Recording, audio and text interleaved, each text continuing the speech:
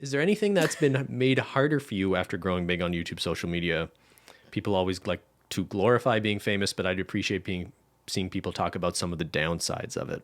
Mm-hmm. I think we already sort of generally talked about this sort of not knowing if people who come into your life are interested in you or interested in your status. That's Yeah. kind of the only thing I think I have to say about that. So yeah, family, friends who maybe look at you differently because they go, "Ooh, you're popular, you have money. Mm-hmm. Let's be friends again." You know, it's after kind of 10 years. You know, it's a funny thing when I've had a few times someone find out like we've had a lot of success online. Like at work. And all the like the only thing I think that resonates with them is it's led to a lot of financial success, and that's what they're thinking of. Oh. So I've had a couple people reach out wanting to talk, and then they'll sort of like pitch me like, "Hey, I want to make money online." And sorry, pitch isn't the right word because usually the conversation is them just asking how to make money online, and that's always a super awkward conversation because it's like they're not coming with like an idea or something that's interesting or makes them interesting. It's just like, oh, you can make money online? I guess I can too. How do I do that? I've had that happen to me more than once. Yeah. And it just like, it makes me feel shitty. I don't know why.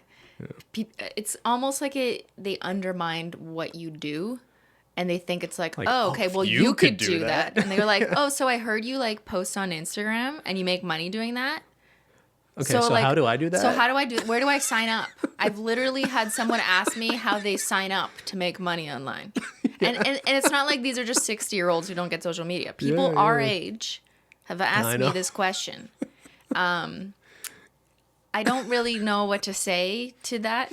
Like, I mean, I do. I say like, there's a lot of work involved, and I try and be nice and high level, just explain them away basically, because like I can't really help you. You don't have a real question. If you already have built an Instagram, you have content, and maybe you just want advice on like what's the best way to link or something, like absolutely, then I'm happy to give you some advice.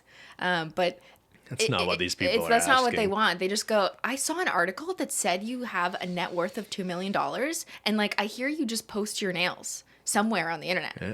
I do my nails. I'm good. How do I do that? Where do I sign up? Yeah. And I'm like, okay. Good luck. It makes me feel like bad and shitty when people ask me this because they clearly just don't get it. And then there's also this underlying assumption that it's incredibly easy to do. Yeah, but I mean, like, I guess you can't help people like that. I'm not interested in helping people like that either. Yeah. And I think it really, you didn't do this for money either. So I think that makes it weirder for you to have the conversation. That's probably why I hate it too. Because people come to me and they go, oh, you spent years developing your passion and it grew into a business? How do I do that? Except that's not what they ask. Yeah. They only look at the article they saw that said I had X amount of money. Mm-hmm. And then they say, I want that. And then I'm like, well, go ahead. Try. But wait, I just want to add another thing to the negatives. Oh. I don't want to complain too much. No, I don't want to complain, but I also want to be honest. And I think that's what people want. One thing that has changed for me is my levels of anxiety. Is I've been open about this before, about how like VidCon crowds or just crowds in general, even pre-pandemic, were hard for me because I'm not really a high level of people person. I'm okay like hanging out with friends or whatever, but you put me in a room with 300 people staring at me, I suffer. I struggle. So if you were like giving a guest lecture, oh my God, no, in university as a TA or and something, I had to once, and I was absolutely terrified. So nothing to do with being a famous person, no. Just being in front of a crowd of people. Just being in front of a crowd of people has always been incredibly hard for me, as long as I can remember after I finish acting. Because that's what people will like almost say I'm a hypocrite, or like, that doesn't make sense. You were a child actor. Yeah.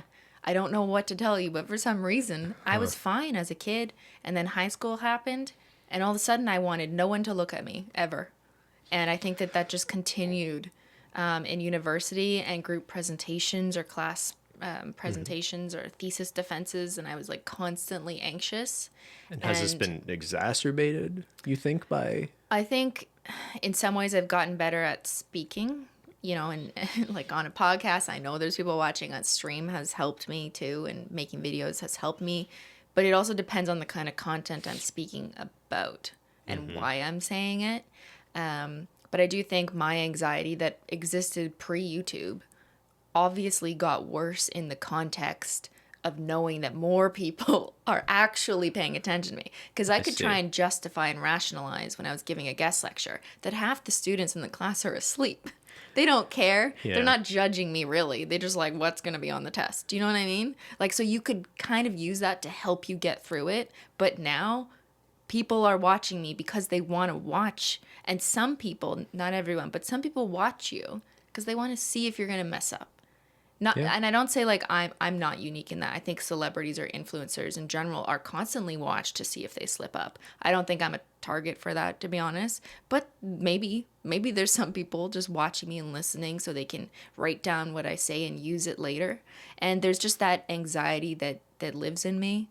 Some of it's irrational. Some of it's just because I've always been like this, and now I have to deal with that.